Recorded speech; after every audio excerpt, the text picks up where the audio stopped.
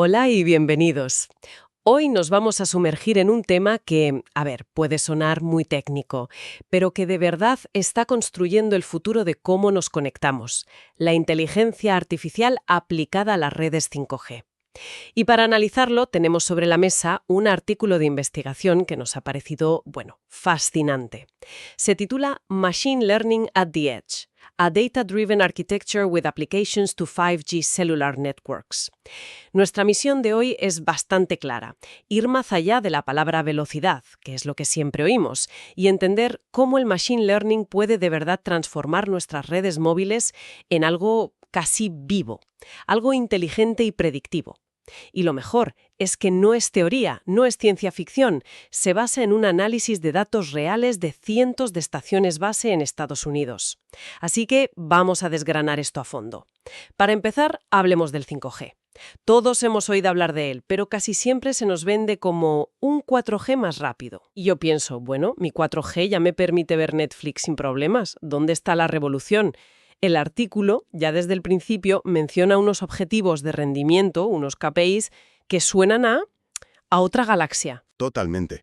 Y esa es la clave para entender todo lo demás. No estamos hablando de un salto, digamos, incremental. Es un cambio de paradigma. El documento se apoya en 3 pilares fundamentales. A ver. El primero, claro, es el rendimiento. Se buscan picos de 1 gigabit por segundo.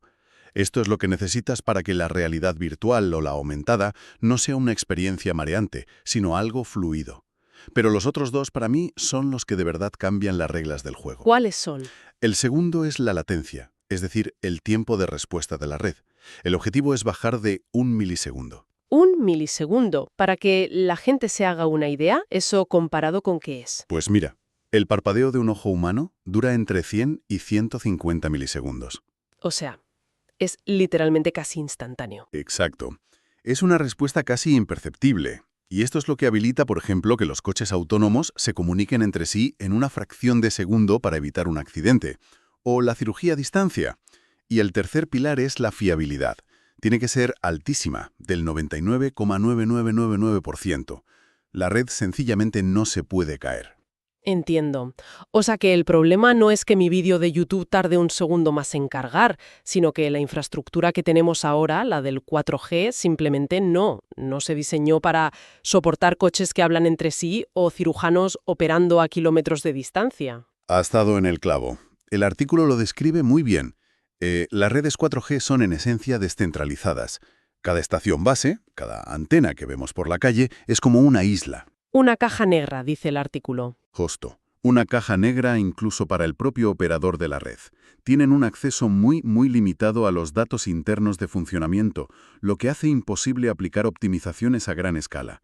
Es como intentar dirigir una orquesta si cada músico estuviera en una habitación insonorizada. Imposible. Vale, entiendo el problema. Entonces, para construir esta nueva red, tuvieron que replantearlo todo desde los cimientos. El documento habla de 3 cambios de paradigma, 3 ideas que lo cambian todo. Así es. La primera es lo que llaman la densificación de la red. Suena complejo, pero la idea es simple: poner muchas más antenas. Más pequeñas, más juntas, sobre todo en las ciudades. Más capacidad, imagino. Mucha más capacidad, pero también un nuevo dolor de cabeza. Gestionar a un usuario que, al moverse, pasa por muchísimas de estas microantenas en muy poco tiempo.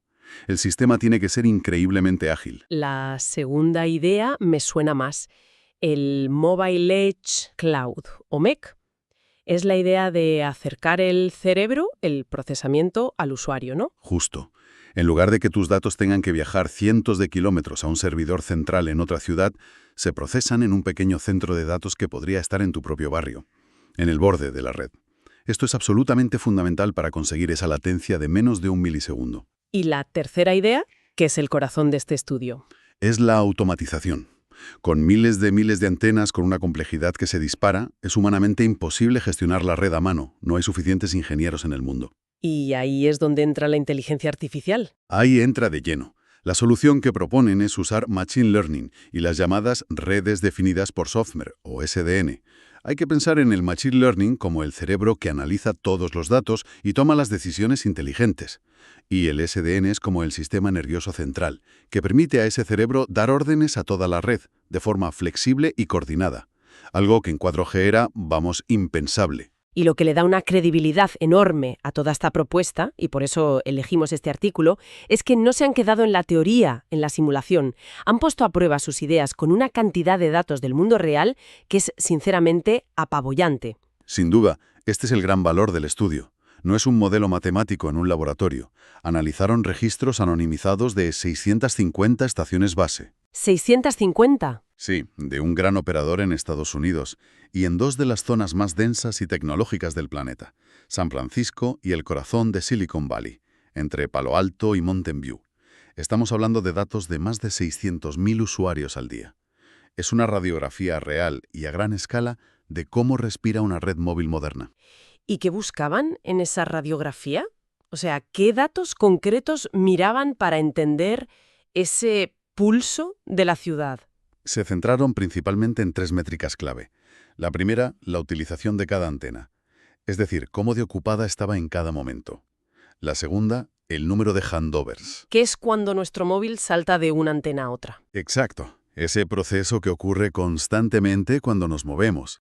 Y la tercera, por supuesto, el número de usuarios activos conectados a cada estación.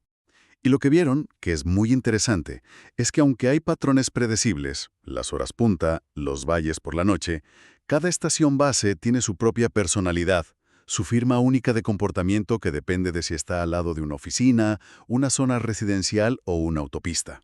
Vale, la arquitectura sobre el papel suena brillante.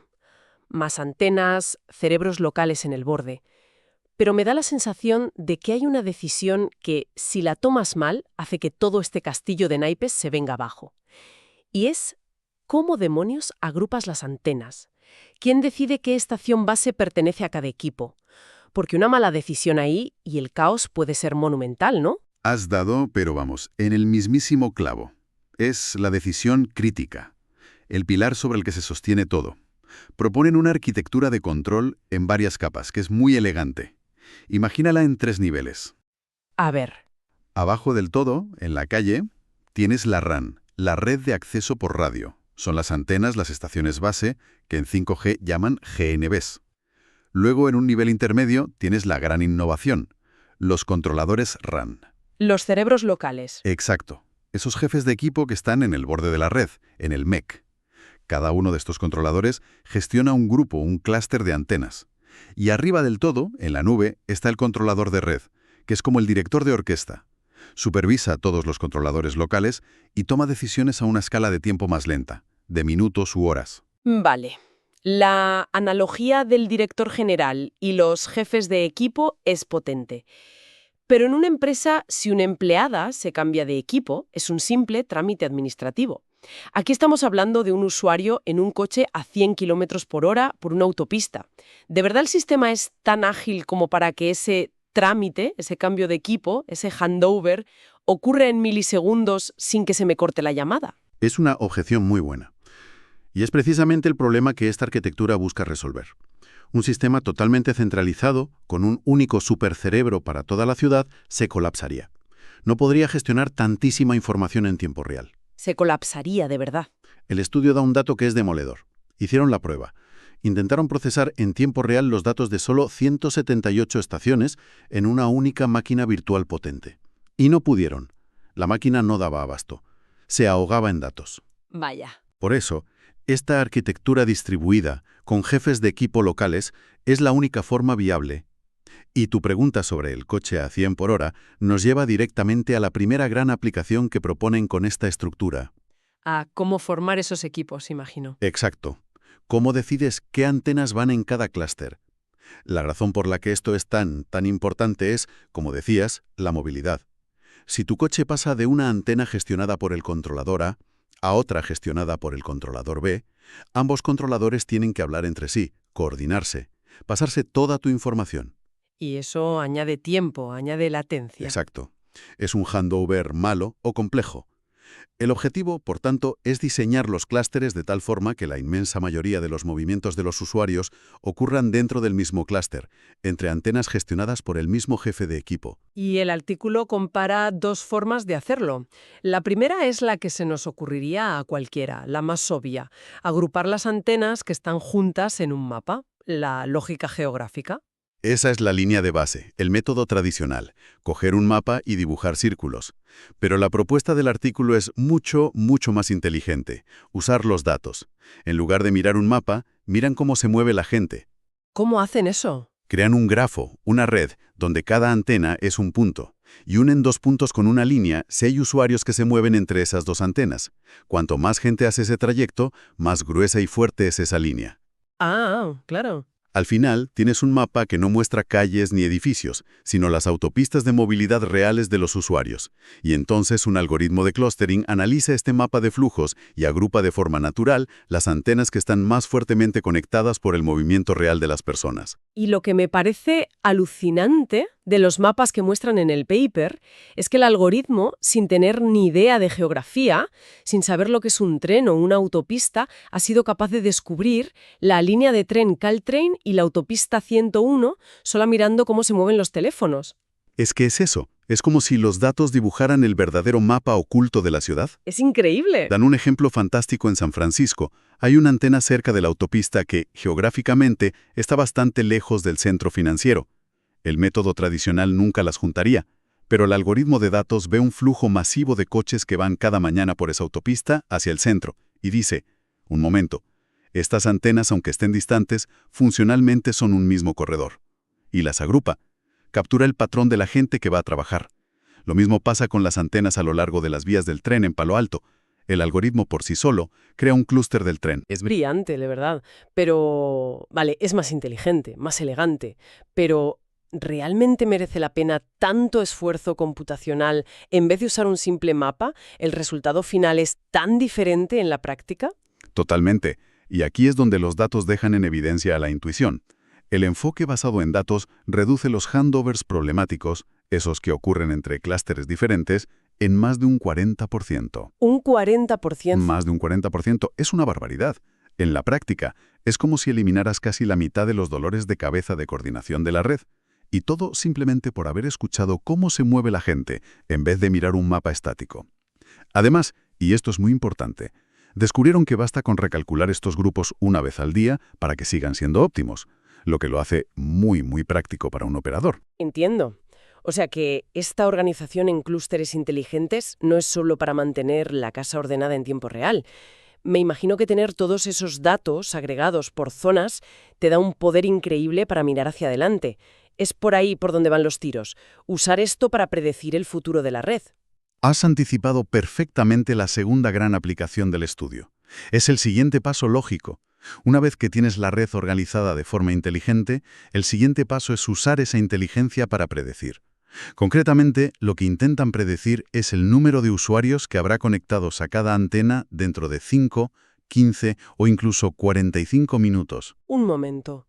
¿Pero por qué necesitas toda esta arquitectura de clústeres para predecir la carga?